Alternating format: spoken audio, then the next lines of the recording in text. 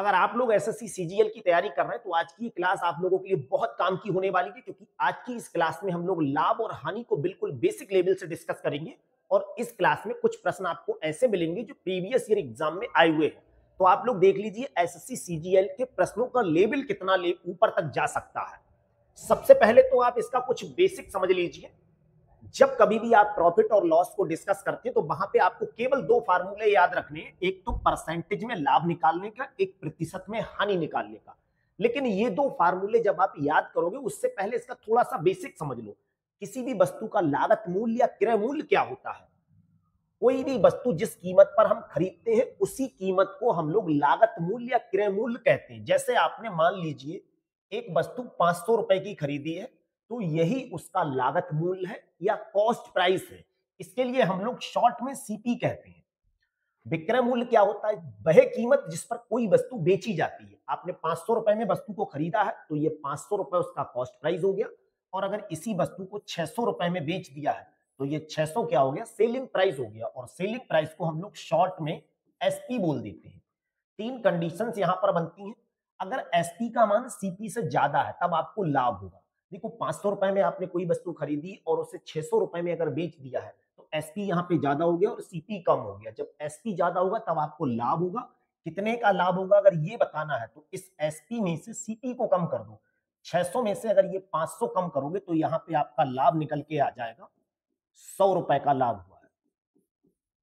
दूसरी कंडीशन ये बनेगी जब एसपी कम हो और सीपी ज्यादा हो। मतलब कभी भी अगर आपने 500 रुपए में वस्तु खरीदी और इससे कम पे अगर आप बेच दोगे तो एसपी क्या हो जाएगा? कम हो जाएगा। तो ऐसी कंडीशंस में आपको नुकसान होगा। मान लो अगर यहाँ पे आप 400 रुपए में वस्तु को बेच देते तो 500 ज्यादा है 400 कम है, तो ये दूसरी कंडीशंस बन रही है। ऐसी कंडीशंस में आपको नुकसान होगा। नुकसान कितने का होगा? सीपी जो ज्यादा है उसमें से आपको कम वाला कम करना पड़ेगा। तो यहाँ पे 100 रुपए का आपको नुकसान होगा। और तीसरी कंडीशन तब बनती जब एसपी और सीपी बराबर हो। आपने जितने रुपए में कोई वस्तु खरीदी है अगर उतने में ही बेच रहे हो तो ना तो नुकसान होगा ना फायदा होगा। भाई 500 रुपए में आपने कोई वस्तु खरीदी और 500 में ही बेच दी, तो ऐसी कंडीशंस में ना तो नुकसान होता है ना फायदा होता है, सब कुछ वही रहता है। ये तीन कंडीशंस तो आप ये याद कर लीजिए कि आपको नुकसान कब हो रहा है और फायदा कब हो रहा है। अब बात करेंगे परसेंटेज में प्रॉफिट निकालने की या लाभ प्रतिशत कैसे निकालते हैं। इसके लिए हम लोग पी बना देते हैं, शॉर्ट में आप प्रॉफिट बोलेंगे इसे। लाभ प्रतिशत में अगर आपको कभी भी निकालना है तो सबसे पहले आप लाभ यूनिट में पता करोगे और इसके भाग में क्रय मूल्य लिखोगे। ये फ्रैक्शन में मिलेगा। इसी में अगर 100 से गुणा करोगे तो आपका परसेंटेज बन जाएगा। जैसे मान लो 500 रुपए की चीज को अगर आप 600 में बेच रहे हो तो आपको 100 रुपए का लाभ हो रहा था। देखो 500 की चीज को अगर 600 में बेच रहे हो तो 100 रुपए का लाभ है। इसी को आप परसेंटेज में अगर बताओगे कितने परसेंटेज हुआ तो 100 रुपए का लाभ आपको किस पे हुआ है? 500 पे गुणा 100। इसे कैलकुलेट करोगे दो जीरो से, ये इस 5 से अगर 100 को भाग करोगे 20% का आपको प्रॉफिट हुआ है। अगर दूसरी कंडीशंस की बात करेंगे, यहां पर हानि आपको निकालनी हो परसेंटेज में तो सबसे पहले तो हानि पता करोगे और इसके भाग में क्रय मूल्य लिखोगे। और यहां पर 100 से गुणा इसीलिए कर रहे हैं क्योंकि हम लोग परसेंटेज बताना चाह रहे हैं। अगर 100 से गुणा नहीं करेंगे तो आपका आंसर फ्रैक्शन में आएगा। इसी को अगर कैलकुलेट करके आपको बताना पड़ जाए, भाई आपको 100 रुपए का नुकसान हुआ, 500 रुपए में आपने वस्तु को खरीदा है और 400 में बेच दिया, तो 100 रुपए का नुकसान किस पे हुआ है? 500 गुणा 100। इन दो जीरो से ये दो जीरो कैंसिल, 5 से इससे भाग करोगे 20%। यहां पे आपको 20% का नुकसान फायदा हुआ है, यहां 20% का नुकसान हुआ है। अब कॉमन बात यह है जब आप प्रतिशत में लाभ या प्रतिशत में हानि निकालते हैं तो दोनों ही कंडीशंस में क्रय मूल्य नीचे रहता है। यानी प्रॉफिट में लॉस या परसेंटेज में आपको हानि निकालनी हो तो दोनों ही कंडीशंस में आप ये याद कर लो कि क्रय मूल्य पर निर्भर करती हैं। आपने 500 रुपए में कोई चीज खरीदी है, अब इसे कितने में बेच रहे हैं वो आपको सिर्फ ये बताएगा कि आपको फायदा कितने का हो रहा है, नुकसान कितने का हो रहा है। जब आप परसेंटेज निकालेंगे तो वो चीज हमेशा इसी से निकलेगी। कितने में बेचा इससे कोई मतलब नहीं है। देख लो, आप प्रॉफिट निकालना चाह रहे तो भी क्रय मूल्य की जरूरत पड़ी, लॉस निकालना चाह रहे तो भी आपको क्रय मूल्य की जरूरत पड़ रही है। सेलिंग प्राइस सिर्फ इसलिए होता है कि आप यूनिट में बता सको। तो केवल प्रॉफिट और लॉस के दो ही टाइप में दो ही फार्मूले ये याद कर लो। और इन्हीं के इर्द गिर्द जो अगले कुछ प्रश्न बनेंगे, कॉन्सेप्ट केवल ये सभी सीखने, लेकिन फार्मूले आपको प्रॉफिट और लॉस के केवल 2 ही याद रखने होते हैं, क्योंकि मोस्टली यहां से जो प्रश्न बनेगा वहां पर परसेंटेज में प्रॉफिट पूछा जाएगा या परसेंटेज में आपसे लॉस पूछा जाएगा। इसके अलावा आपसे अगर कुछ और पूछा जाता है तो क्रय मूल्य और विक्रय मूल्य पूछ लेगा, लेकिन वो इन्हीं फार्मूले से आप बना लोगे, उसके लिए कुछ नया सीखने की जरूरत नहीं है। इस टाइप के आपको आज की क्लास में ऐसे प्रश्न मिलेंगे जहां प्रॉफिट और लॉस के अलावा भी प्रश्न में कुछ और पूछा जाएगा।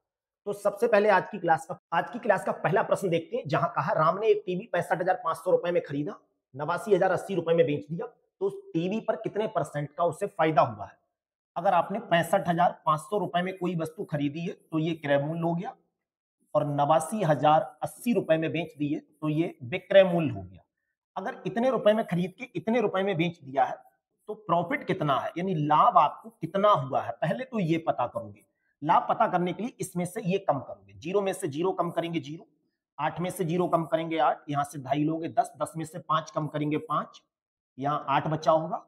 8 में से अगर 5 कम करोगे तो 3 बचा, और इस 8 में से 23,580 रुपए का आपको प्रॉफिट हुआ है। इसी को अगर परसेंटेज में बनाओगे तो इसके नीचे हमेशा क्रय मूल्य लिखा जाएगा, चाहे प्रॉफिट परसेंटेज में निकालो चाहे लॉस निकालो, दोनों ही चीजों के नीचे हमेशा क्रय मूल्य रहता है।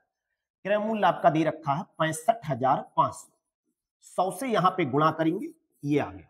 अगर हम इन दो जीरो से इन दो जीरो को कैंसिल कर दें, अब इसे कैलकुलेट करना आपके हाथ में, जितना शॉर्ट बनाना चाहो उतना शॉर्ट बना सकते हो। अगर हम लोग इसे 5 से कैलकुलेट करेंगे तो 5 एकम 5, एक बचा, 5 तिया 15, 131 आ जाएगा। इसे 5 से अगर भाग करोगे 5 चौक 20 होगा, 3 बचा, 5 सत्ते 35, और ये आपका बनेगा 16। 4,716, 4,716, और इसे 131 से भाग करना है। तो आप देख लीजिए, जब 131 से भाग करेंगे, जो भी ऑप्शन आपको दिख रहे हैं वहां पे पूरा पूरा लिखा है, कोई भी डेसिमल में नहीं है। अब आप भाग मत कीजिए, ऑप्शन को पकड़ लीजिए।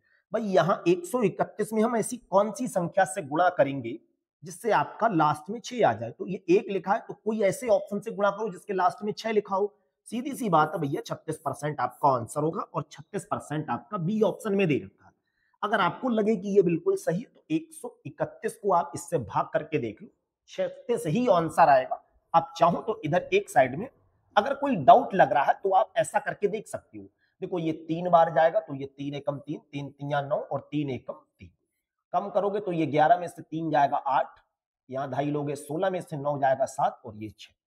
6 अगर उतार लोगे तो ये 6 एकम 6, 6 तिया 18, 6 एकम 6 और 1, देख लो पूरा 36 आपका आंसर आ रहा है। लेकिन एग्जाम में आप इस तरह की कैलकुलेशन ना करें, समय बचाने के लिए आपको बहुत ज्यादा टेक्निक की जरूरत पड़ेगी। 36 दूसरा ऑप्शन बिल्कुल सही।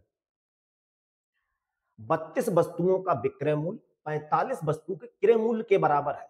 प्रत्येक वस्तु की बिक्री पर कितने परसेंट का आपको प्रॉफिट हुआ ये बताना है। 32 वस्तुओं को आप बेच रहे हैं, विक्रय मूल्य का मतलब है बेचा गया है, और ये कितने में बेचा गया है, जितने में हमने 45 वस्तुओं को क्रय किया है, यानी खरीदा है। सीधी सी बात है, हमें क्रय मूल्य और सेलिंग प्राइस दोनों का यहाँ पे रेशियो पता करना है, तो रेशियो आराम से पता कर लोगे। अगर सेलिंग प्राइस और कॉस्ट प्राइस में यहाँ रेशियो निकालें या फ्रैक्शन बना लो, तो सेलिंग प्राइस के पास ऊपर जो लिखा है वो नीचे आएगा, और जो यहाँ लिखा है भाई ऊपर आपने सेलिंग प्राइस रखा है तो सेलिंग प्राइस वाली संख्या नीचे आ जाएगी, और यहाँ ये सीपी नीचे पहुंच गया तो सीपी के पास में जो लिखा था वो ऊपर ही रहेगा। मतलब क्या हुआ इसका, ये पहले तो इस स्टेप को अच्छे से कैच कर लो। अगर कभी भी आपको डायरेक्ट रेशियो निकालना है तो रेशियो निकालो, फ्रैक्शन में बनाना है तो फ्रैक्शन में कैसे बनाएंगे। अगर इसे ऊपर रखा है तो इसके पास की संख्या नीचे पहुंचेगी, और इसे नीचे पहुंचा दिया तो इसके पास की संख्या ऊपर रहेगी। सेलिंग प्राइस कितना हो गया 45, सीपी कितना है 32, मतलब ये हुआ कि 32 रुपए की चीज को हम 45 रुपए में बेच रहे हैं। अगर 32 रुपए की चीज को 45 में बेच रहे हैं तो भैया 13 रुपए का आपको क्या हो रहा है, प्रॉफिट हो रहा है। अगर इसी को हम लोग परसेंटेज में बनाएंगे, 13 रुपए का प्रॉफिट किस पे होता है, पूरी क्लास का बेसिक फंडा याद कर लो, प्रॉफिट और लॉस दोनों चीजें हमेशा सीपी पर होती हैं, क्रय मूल्य पर होती हैं। इसके नीचे 32 आएगा। ये फ्रैक्शन डायरेक्ट कभी कभी बच्चे बता देते हैं ये कितना परसेंट है, और अगर इसी को 100 से गुणा कर लोगे तो लो बची कुची कसर अब पूरी हो जाएगी। अगर हम लोग इसे कैलकुलेट करेंगे, 4 से काटेंगे 25 पर, और 4 से काटेंगे 8 पर, बिल्कुल बेसिक लेवल से आपको समझा रहे हैं जिससे आप बहुत बेटर तरीके से समझ लो। 25 और 13 की अगर गुणा करोगे कितना आएगा, देखो डायरेक्ट भी बता सकते हो, ये ध्यान रखना भैया। हम तो ये कह देंगे 8 तिया 24, 13 तिया 39 से थोड़ा ज्यादा, 40 वाला ऑप्शन बिल्कुल सही है। लो डायरेक्ट चाहो तो डायरेक्ट ऐसे लगा दो। बाकी करोगे कैसे, अगर इसे कैलकुलेट करोगे 25 तिया 75 के 5, 7 हासिल, 25 से कम 25 और 7 32। अगर इसे 8 से भाग करोगे तो देखो 8 चौक 32, पूरा पूरा 40 हो गया।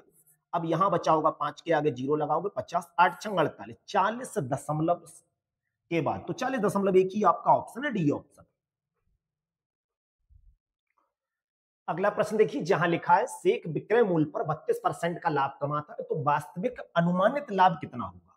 अगर आपसे यहां बात की जाए 32% लाभ आपको हुआ है, तो हम लोग इस 32% लाभ को फ्रैक्शन में लिखना चाहें तो 32/100 लिख सकते हैं। 32 रुपए का आपको लाभ हुआ है, ये तो हो गया प्रॉफिट, और 100 रुपए में आपने वस्तु को बेचा गया है, क्योंकि विक्रय मूल्य पर यह लाभ हुआ है, तो ये हो गया सेलिंग प्राइस।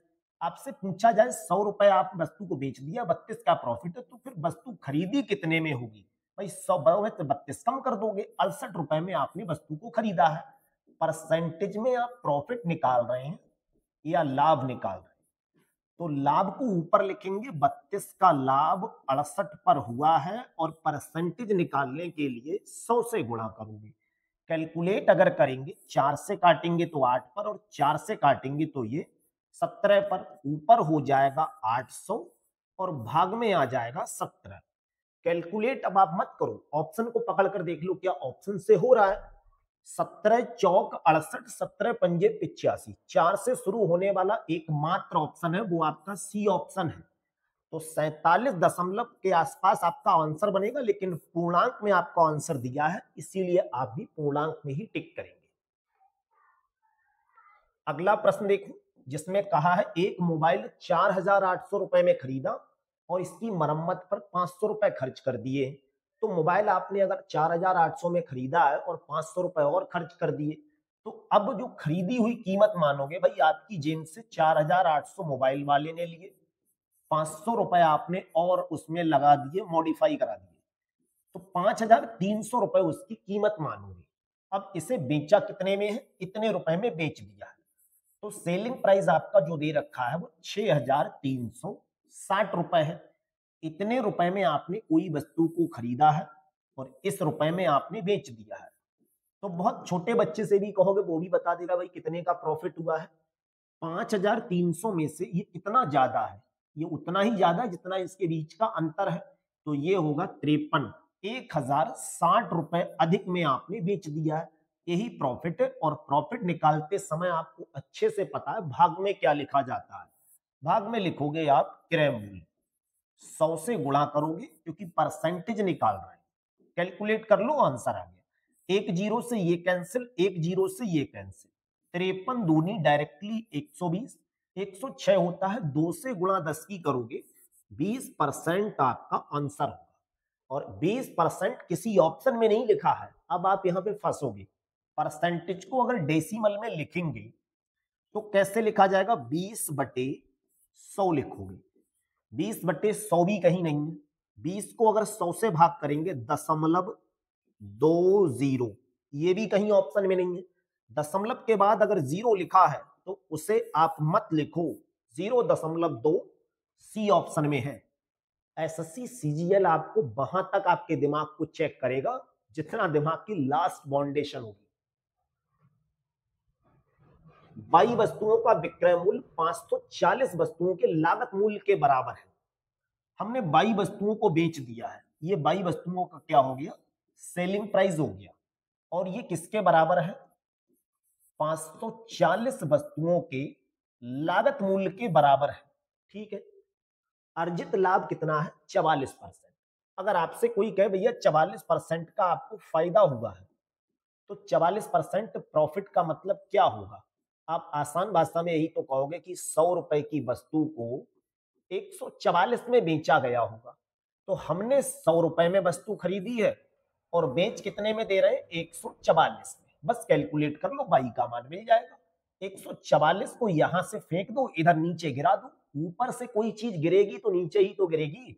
ये 144 को जब यहां नीचे ले आएंगे इस तरह से, और नीचे से उठाओगे तो ऊपर उठा दोगे, कैलकुलेट कर लो, आंसर आ जाएगा।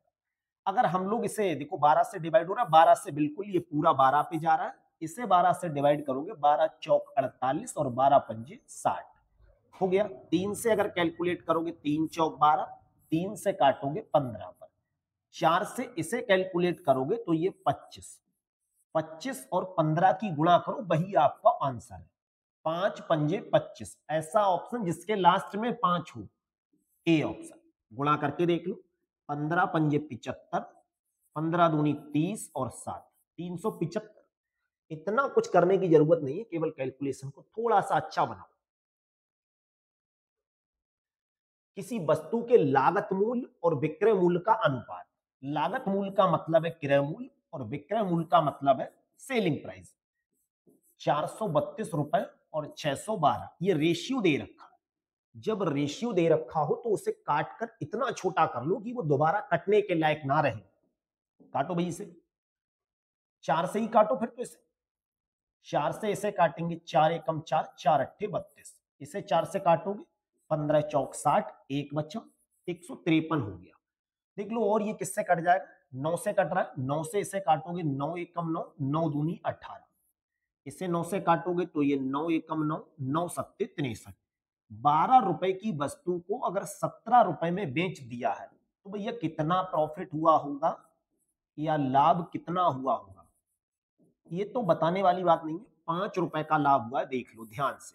अब 5 रुपए का लाभ निकाल रहे हैं परसेंटेज में, तो नीचे क्या लिखेंगे, बस एक समस्या रहेगी जो अब तक आपकी दूर हो चुकी होगी। नीचे हमेशा कॉस्ट प्राइस आएगा, यानी 12 आ जाएगा, और ये रहा अपना 100। अगर इसे कैलकुलेट करोगे तो देखो कितना आएगा, 5/12 डायरेक्ट परसेंटेज में आपको पता है तो कर लो, और अगर आप नए हैं तो भैया थोड़ा सा एक लाइन बढ़ा दो, 100 की गुणा 5 से करोगे तो ये 500/12 लिखा है।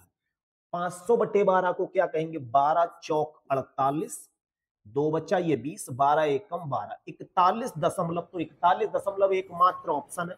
यहां से आप प्रश्न पकड़ना चाहिए था, लेकिन अगर कोई बात नहीं, आप बढ़ा रहे हैं थोड़ा सा तो देख लीजिए। 2 सेकंड का समय आपको ज्यादा अगर लग रहा है तो ये सिर्फ ये दर्शा रहा है कि आपकी कैलकुलेशन उतनी स्मार्ट नहीं है जितनी एसएससी वाले बच्चों की होनी चाहिए। एक टेबल को अगर इतने रुपए में बेच रहे हैं तो 24% की हानि होती है। 24% का लाभ कमाने के लिए क्या करना पड़ेगा, देखो 24% अगर आपको हानि हुई है तो इसका मतलब ये हुआ 100 रुपए की वस्तु को आप 76 रुपए में बेच रहे हैं। 100 रुपए की वस्तु को हम लोग 76 में बेच रहे हैं। 100 में खरीदा और 76 में क्या कर दिया है, बेच दिया है। ये 24% हानि का मतलब है, इसके बीच की गैपिंग आप देख लीजिए 24 आ रही है। अब आप कहो 100 की चीज अगर 124 में बेचते तब भी तो 24 आएगा, लेकिन भैया वो ज्यादा हो रहा है, अंतर तो 24 का आ रहा है, लेकिन तब आपको प्रॉफिट हो रहा है। 24% हानि का मतलब ये हुआ, लेकिन हमने कहा है 76 में बेचना चाहिए और वहां लिखा है 1596 में बेचना चाहिए, तो 76 किसके बराबर होगा, 1596 के बराबर है।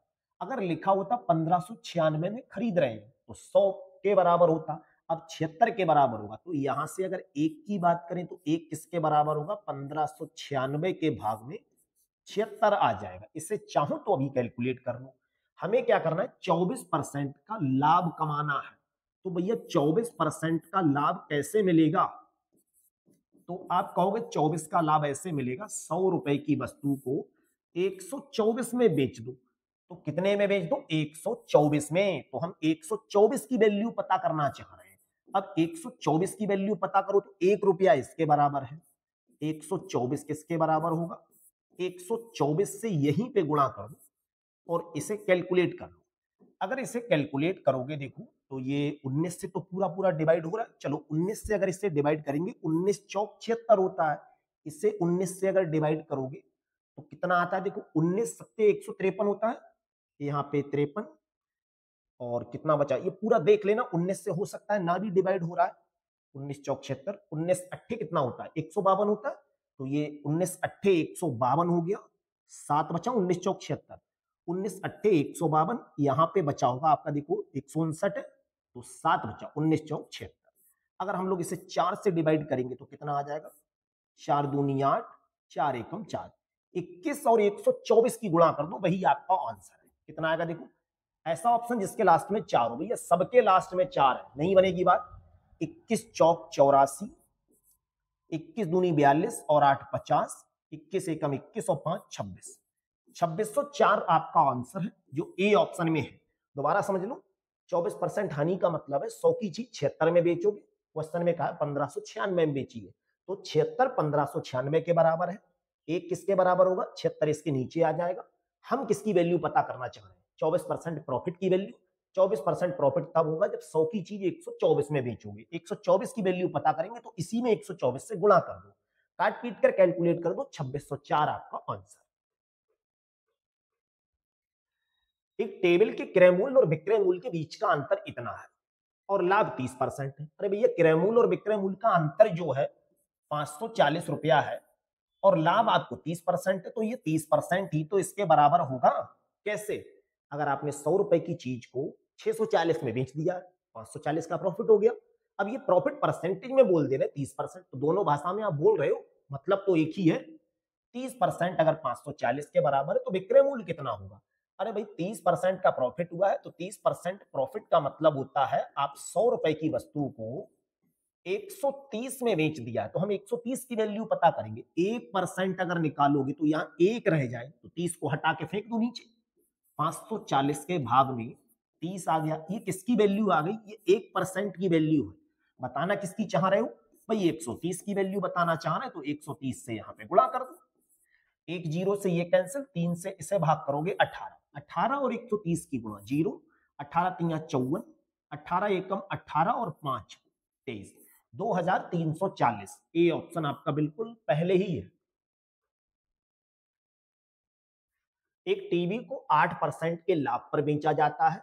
अगर इसे, आपको प्रॉफिट इस समय कितना हो रहा है? 8% का हो रहा है। 714 रुपए और बढ़ा दूं, चलो 714 रुपए जैसे ही बढ़ाएंगे ये प्रॉफिट कितना हो जाएगा? 15% का हो जाएगा।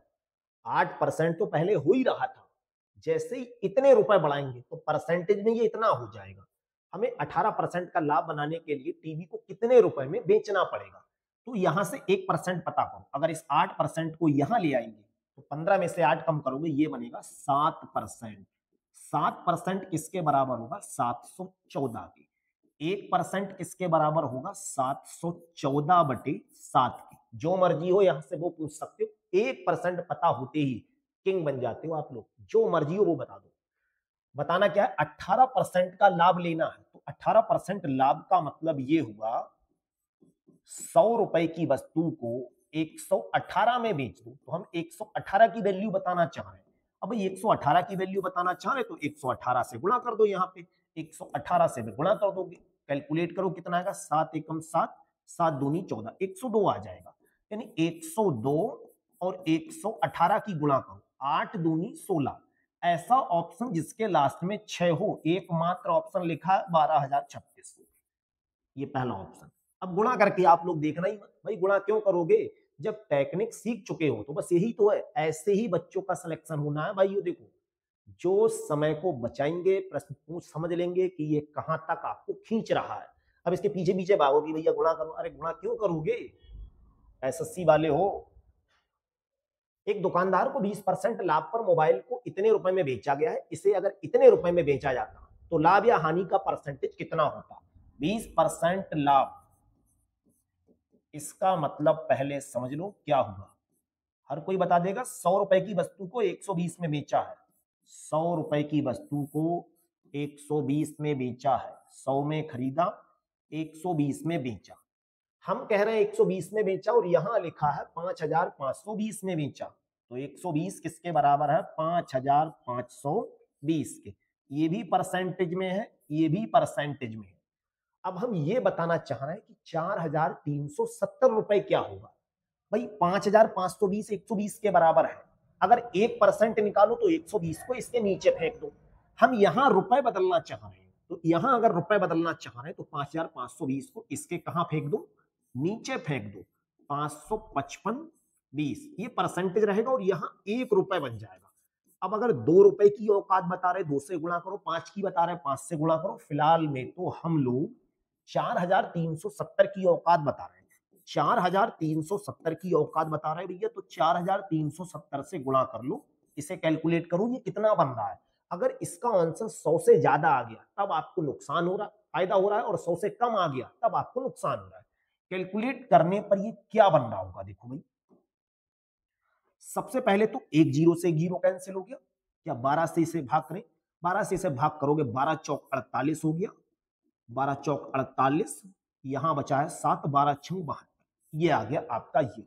2 से और भाग कर लो, अगर 2 से भाग करोगे तो ये बन जाएगा 23, और 2 से इसे भाग करोगे तो ये 2 दूनी 4, 2 एकम 2, 1 बचा, 2 अट्ठे 16, देखो 2 एकम 2, 18 दूनी 36, 1 बचा। अब ये आपका आ गया 2185, इसे 23 से भाग करना है, तो देखो 23 से भाग करने पर कितना पहाड़ा जा रहा होगा, 2023, अगर ये पूरा 1 जा रहा है, 218 9 तक जा रहा है, तो क्या ये 9 का मतलब हो गया, लगभग आप कैलकुलेट करोगे, एक साइड में आप भाग करके थोड़ा सा देख लीजिए, अभी आपको पता लग जाएगा कहां तक इसकी औकात है। 9 बार देंगे, 9 तियां 27, 9 दूनी 18 और 2 20, यहां बच्चा होगा 1, और यहां बच्चा 1, 5 बाकी, 5 तक करेंगे तो ये 5 तियां 15, 5 दूनी 10 और 11, पूरा पूरा जा रहा है, यानी ये 95 आ रहा है। तो 95 किसके बराबर है, 4370, चूंकि इधर परसेंटेज चल रहा था, यानी जो 4370 रुपए है वो 95% के बराबर है। हम ये 100 रुपए में तो वस्तु हमने खरीद ली है, अब ये 100 से कितना कम है, 5 कम है, तो 5% का आपको नुकसान हो रहा है। सपोज करो यहां 105 आता, तब आपको 5% का प्रॉफिट हो रहा था। अब 5% तो है, लेकिन ये भी ध्यान रखना कि 5% ऊपर टिक कर रहे हो या नीचे टिक कर रहे हो, ध्यान यहां भी रखना है।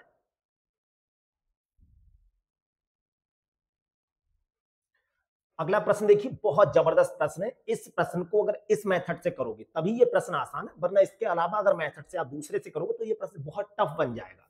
किसी वस्तु को अगर विक्रय मूल्य की 7/8 कीमत पर बेच रहे हैं तो 37% का नुकसान हो रहा है, और अगर 19/12 कीमत पर बेच रहे हैं तो फिर आपको लाभ बताना है। एक बार वस्तु को क्या कर रहे हैं हम लोग, 7/8 सेलिंग प्राइस का लिया है, एक बार 19/12 कीमत को लिया है, तो दोनों कंडीशंस में वस्तु को खरीद कितने में रहे ये पता कर लो। अब यहां पे अगर आप लोगों ने 7/8 को ही रखा तो थोड़ा सा टफ बन जाएगा। हम लोग क्या करेंगे, यहां पे एक ऐसी संख्या को मान ले रहे हैं अपनी तरफ से जो 8 और 12 से डिवाइड हो, तो अगर अपनी मर्जी से हम लोग सेलिंग प्राइस, यहां पे विक्रय मूल्य 8 और 12 से कटने वाली संख्या 24 हो गई, ये अपनी मर्जी से मान ले रहे हैं। तो अगर सेलिंग प्राइस 24 मान लिया है, आप मानने को जो आपका मानो वो मान सकते हो, यहां 24 मान लो, तो वस्तु कितने में खरीदी होगी, 8 तिया 24, यहाँ 21 रुपए आ रहा है, 12 से इसे भाग करेंगे 2, यानी 19 दूनी 38। अगर हम लोग वस्तु को 21 रुपए में बेच रहे हैं तो 37% का नुकसान हो रहा है, और 37% नुकसान का मतलब क्या होता है, 37% नुकसान का सीधा सा मतलब हो गया कि 100 में से 37 कम कर दो, इस वस्तु को हम लोगों ने क्या किया होगा, 63 में बेचा होगा, ये सेलिंग प्राइस निकल के आया। लेकिन अब कहा है उसे 38 में बेच दिया है, तो क्या होगा, अरे भाई 38 में अगर बेच दिया है तो 21 से ये 63 हो गया, 21 से ये 63 हो रहा है तो 3 गुना हो रहा है, तो यहां पर भी तो 3 गुना होना चाहिए। अब यहां 3 गुना होने का मतलब है 3 अट्ठे 24, और 3 तिया 9, और 2 कितना होगा 11, ये 114 के बराबर है। अब 100 से ज्यादा जब आप निकलते हो तो वही प्रॉफिट होता है, 100 से ज्यादा ये कितना है 14%। इस कंडीशंस में आपको 14% का प्रॉफिट हुआ होगा। अगर यहां 100 से कम आता तो उस कंडीशन जितना कम आता वही उसका क्या हो जाता, लॉस। एक बाल्टी को 680 रुपए में बेचने पर प्राप्त लाभ और उस वस्तु को 532 रुपए में बेचने पर प्राप्त हानि के बराबर है, लागत मूल्य कितने रुपए है। केवल 2 सेकंड में ऐसे प्रश्न को बनाओगे।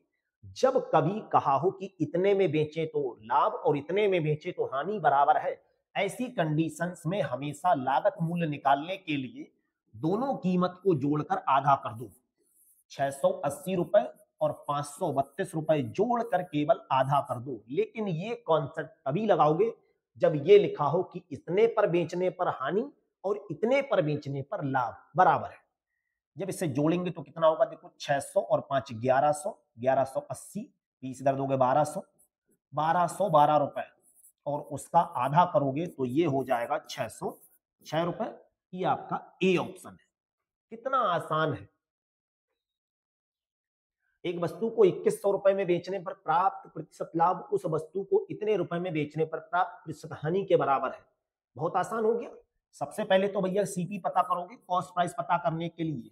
जब ऐसा लिखा हो, इतने पे बेचने पे नुकसान, इतने पे बेचने पर फायदा, बराबर है, तो कीमत कैसे निकालोगे? कॉस्ट प्राइस, दोनों को जोड़कर आधा, इनको जोड़कर जब आधा करोगे तो 2100 और 14 3560 का आधा, इसका आधा हो जाएगा 17, एक बचा 1780 रुपए। इतने रुपए में हमने वस्तु को क्या किया है? खरीदा है। अब देख लो क्या करोगे। 20% का लाभ कमाना है, तो भैया 20% का लाभ कमाने का मतलब है हम इस वस्तु को कितने में बेच दें? 20% का प्रॉफिट कमाना है।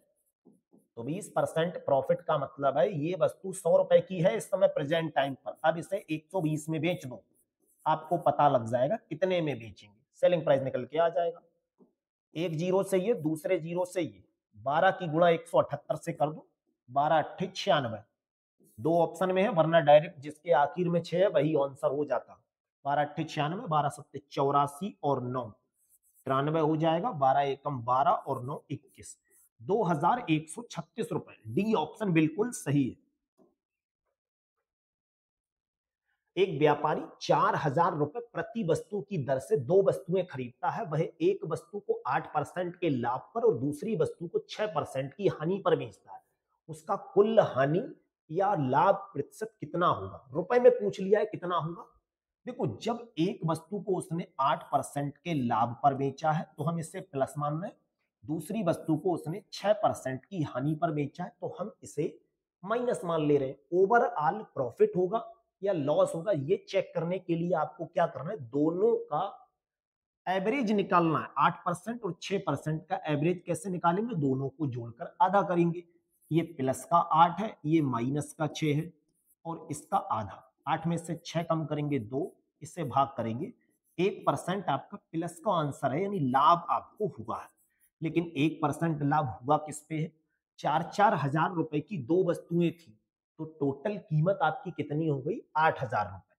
8,000 रुपए का अगर आप 1% निकालोगे, ऐसे निकलेगा, कुल मिला के आपका 80 रुपया आंसर आएगा। जो 80 रुपए का लाभ हुआ है, ये ध्यान रखोगे। इसी को आप अगर दूसरे मेथड से करोगे, 4,000 रुपए में पहली वस्तु, 4,000 रुपए में दूसरी वस्तु। अब क्या करना है आपको? इसे 8% फायदे से बेचा यानी 108 पर बेचा है, इसे 6% नुकसान पे यानी 94 में बेचा है। कैलकुलेट कर लो, ओवरऑल दोनों को जोड़ना, आंसर जो भी आएगा उसमें से 8,000 कम कर देना, आपको पता लग जाएगा कितने का फायदा हुआ है। चाहो तो इस मेथड के अलावा और भी मेथड से कर सकते हो, लेकिन ज्यादा सरल आपका ये वाला मेथड बनता है। एक व्यापारी 9,000 रुपए प्रति वस्तु की दर से दो वस्तुएं खरीदता है। एक वस्तु को 10% के नुकसान पर बेचता है और कुल मिलाकर 18% का उसे लाभ कमाना है। तो दूसरी घड़ी को वो कितने रुपए में बेचेगा, ये बताना है।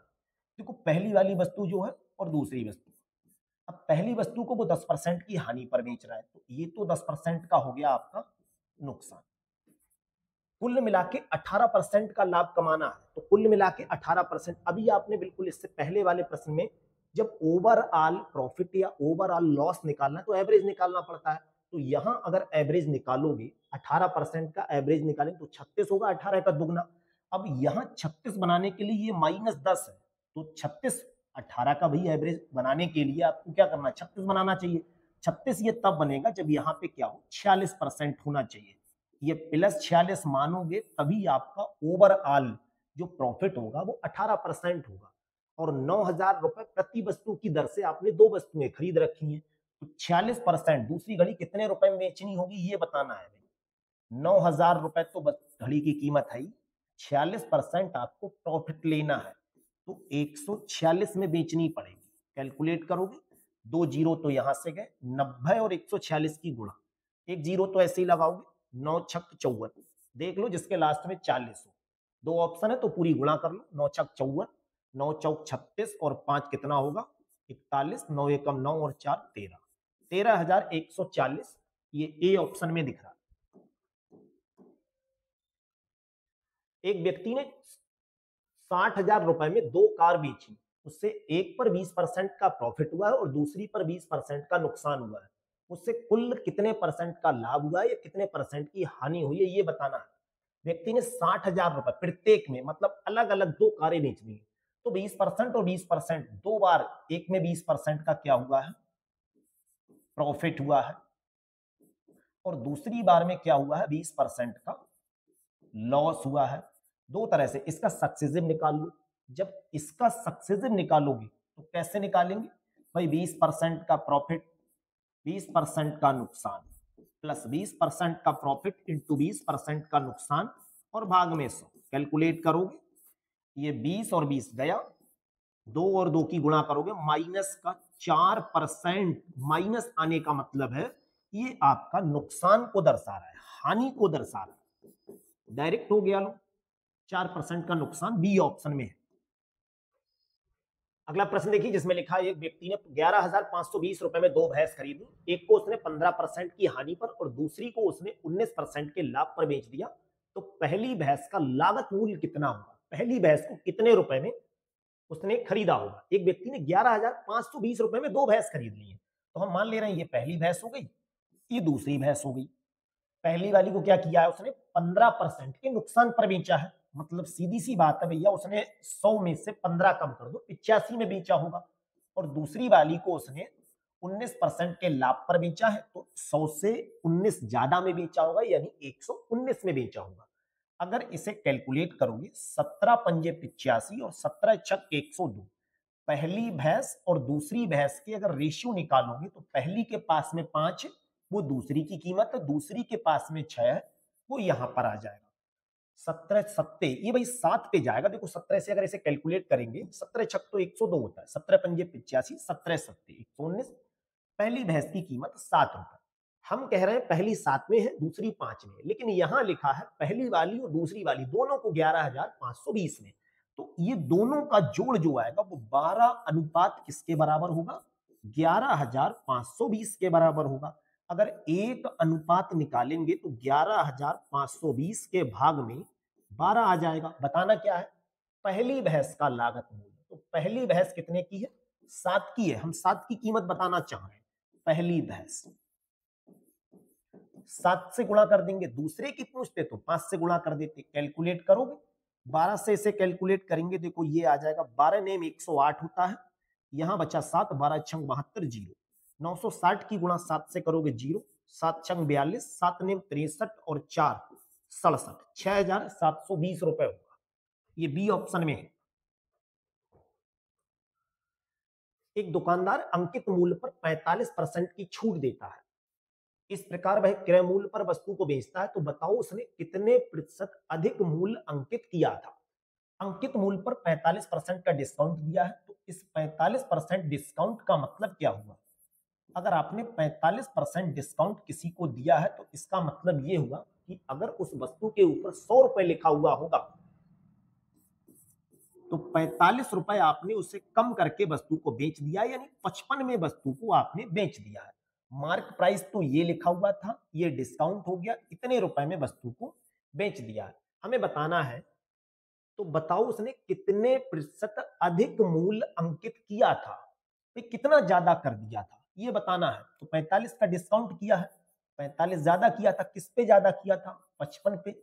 इसे कैलकुलेट करोगे, परसेंटेज में बताओगे, 100 से गुणा कर लो, 5 से काटोगे 9 पर और 5 से काटोगे 11, डायरेक्ट बता दो 9/11 क्या होता है। अगर डायरेक्ट कैलकुलेशन नहीं पता है तो 9 और 100 की गुणा करोगे, 900/11 कैलकुलेट करेंगे, 11 अट्ठे 88, 2 बचा, 11 एकम 11, 81 दशमलव, एकमात्र ऑप्शन में है 81.8। ए ऑप्शन आपका बिल्कुल सही है। 13,400 रुपए में वस्तु को बेचने से हुआ लाभ 11,600 रुपए में उसी वस्तु को बेचने पर हुए नुकसान के बराबर। जब कभी भी ऐसी बात आए कि इतने में बेचोगे तो नुकसान और इतने में बेचोगे तो फायदा, दोनों बराबर है, तो हमेशा सीपी जब निकालते हैं वस्तु का लागत मूल्य, तो दोनों का एवरेज होगा। 13,400 रुपए और 11,600 रुपए का एवरेज निकालो, 13,000 और 11,000 24, ये बन जाएगा 25,000, और 25,000 का अगर आधा करोगे 12,500 रुपए आ गया। ये वस्तु इतने रुपए में खरीदी है।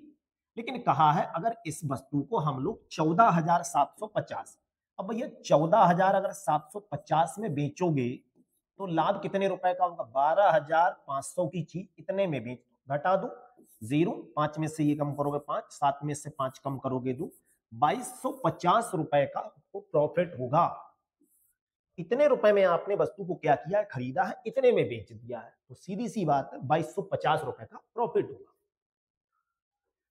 आप लोगों के लिए एसएससी सीजीएल वालों के लिए बेहतरीन सी ये प्रॉफिट और लॉस की एक जबरदस्त सी क्लास कराई है। पूरी क्लास को आप कंप्लीट अच्छे से तैयार कर लीजिए, किसी प्रश्न में आपको कोई प्रॉब्लम्स नहीं होगी क्योंकि एकदम बिल्कुल बेसिक लेवल से आपको समझाया गया है। आज की क्लास कैसी लगी है ये आप कमेंट सेक्शन में जरूर बताना। अगर अच्छी लगी है तो फिर जरूर ही बताना, जिससे मुझे भी लगे कि इतनी मेहनत करने से कम आप लोगों ने तो कुछ रिप्लाई दिया उसका। ये पीडीएफ फाइल अगर आपको डाउनलोड करनी है तो टेलीग्राम चैनल मैथ का डर खत्म से आप जुड़ जाइए, वहां से ये पीडीएफ फाइल डाउनलोड कर सकते हैं और ऐसी ही क्लास आपको रेगुलर मिलती रहे उसके लिए आप अपने इस छोटे से परिवार मैथ का डर खत्म से जरूर जुड़ जाएं, जिससे आपको ऐसी क्लास रेगुलर मिलती रहेंगी। आज की क्लास कैसी लगी वो आप कमेंट सेक्शन में जरूर बताना। Thank you.